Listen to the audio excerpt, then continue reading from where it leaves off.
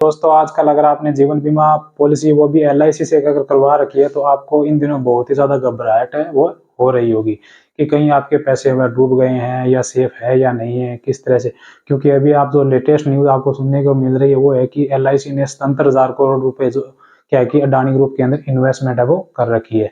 तो इसी time Adani group को क्या बहुत ज़्यादा लॉस हो रहा है, क्योंकि आपको पता है कि हिंडनबर्ग की रिपोर्ट आई है, तो उस जैसी वो रिपोर्ट आई है तो एलआईसी सॉरी अडानी ग्रुप के 50% तक के शेयर है वो नीचे डाउन आ गए हैं। तो उससे क्या एलआईसी को भी बहुत ज़्यादा नुकसान हुआ है। तो ऐसी आप न्यूज़ देखने को मिल रही है। तो इससे आपको ये भी सूचना मिल रही है कहीं कहीं पर कि आपने जो जीवन बीमा पॉलिसी ले रखी है उसके अंदर भी पैसे वो सेफ आपके नहीं है, वो भी कहीं डूब गए हैं।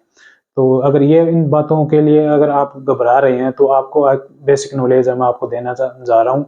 अब पूरी वीडियो देखने के बाद आपको पता चल जाएगा कि आपके पैसे सेफ है या नहीं है। तो थोड़ी सी अगर दोस्तों एलआईसी के अंदर अगर समझें तो एलआईसी 2022 के अनुसार एलआईसी की जो टोटल नेटवर्थ है वो क्या 48 लाख करोड़ की नेटवर्थ है एलआईसी की।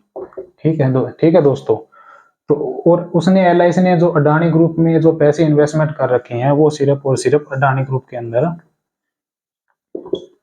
77,000 करोड़ रुपए उसको क्या इन्वेस्टमेंट है कर रखी है। ये तो क्योंकि कोई भी कंपनी है जिसके पास पैसे जाएंगे वो कहीं ना कहीं इन्वेस्टमेंट करेगी। तो एलआईसी ने क्या 77,000 करोड़ रुपए अडानी ग्रुप के अंदर इन्वेस्टमेंट की है।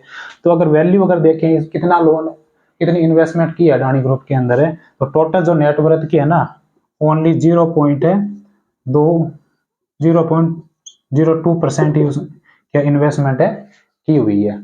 अब बात आती है कि आपकी जीवन बीमा पॉलिसी वो है वो सेफ है या नहीं है। तो इसमें आपको क्या घबराने की जरूरत है नहीं है। वो क्यों नहीं है? क्योंकि भारत के अंदर जो इंश्योरेंस बीमे का काम देखता है वो आईआरडीए देखता है। तो बीमे सेक्टर के अंदर चाहे कोई भी कंपनी काम कर रही हो, जब भी वो अपना अगर लाइसेंस लेना चाहती है इंश्योरेंस सेक्टर में काम करने के लिए, लाइफ इंश्योरेंस के अंदर है, तो उस कंपनी को क्या है कि अपना एक 150% का सॉल्वेंसी रेशियो मेंटेन करना पड़ता है। और वो 150% का जो सॉल्वेंसी रेशियो है ना, उस अमाउंट का वो कहीं भी अपने लोन में या कहीं इन्वेस्टमेंट के अंदर यूज में नहीं लेगी। अब सॉल्वेंसी रेशियो को थोड़ा सा समझने की हमें कोशिश करते हैं कि सॉल्वेंसी रेशियो क्या है। अब सॉल्वेंसी रेशियो तो कंपनी को क्या 150% मेंटेन रखना पड़ता है सॉल्वेंसी रेशियो। अब उदाहरण के तरह समझेंगे कि आपके पैसे किस तरह से सेफ है और किस तरह से सॉल्वेंसी रेशियो जो एलआईसी ने वो मेंटेन कर रखा है। अब मान लो आज के टाइम जितने भी एलआईसी के अंदर जितने भी लोगों ने जीवन बीमा पॉलिसी खरीद रखी है, अब मान लो किसी भी कारण की वजह से सभी को क्या कि एलआईसी को क्लेम देना पड़ गया, मतलब जितने भी पॉलिसी अगर एलआईसी के अंदर किसी कराई है तो सभी ग्राहकों को अगर आज की टाइम भी अगर एलआईसी को अगर लोन क्लेम देना पड़ गया तो सभी के क्लेम हटाने के बाद में भी एलआईसी के पास पैसे वो बचेंगे। वो किस तरह? अब मानो उदाहरण के रूप में समझते हैं कि आज के टाइम एलआईसी को 1 लाख रुपए मार्केट के अंदर लोगों को जिन्होंने जीवन बीमा पॉलिसी रखी है उनको देना है। ठीक, तो देने के बाद भी तो एलआईसी के अंदर क्या है कि 50,000 रुपए वो उसके बच जाएंगे उसके पास में। क्योंकि अगर उसको 1 लाख का क्लेम देना है मार्केट के अंदर है तो एलआईसी के पास 1.5 लाख रुपए का सॉल्वेंसी रेशियो मेंटेन रखना वो जरूरी है। तो ये मतलब इसका उपयोग वो नहीं कर सकती।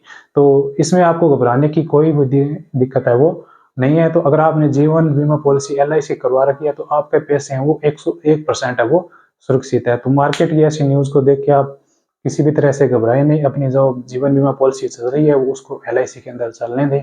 अगर आपको ऐसी न्यूज़ और लेटेस्ट न्यूज़ देखनी है और जानकारी चाहिए तो अभी यूट्यूब चैनल को सब्सक्राइब कीजिए। मिलते हैं दोस्तों एक ऐसी ही नेक्स्ट वीडियो में।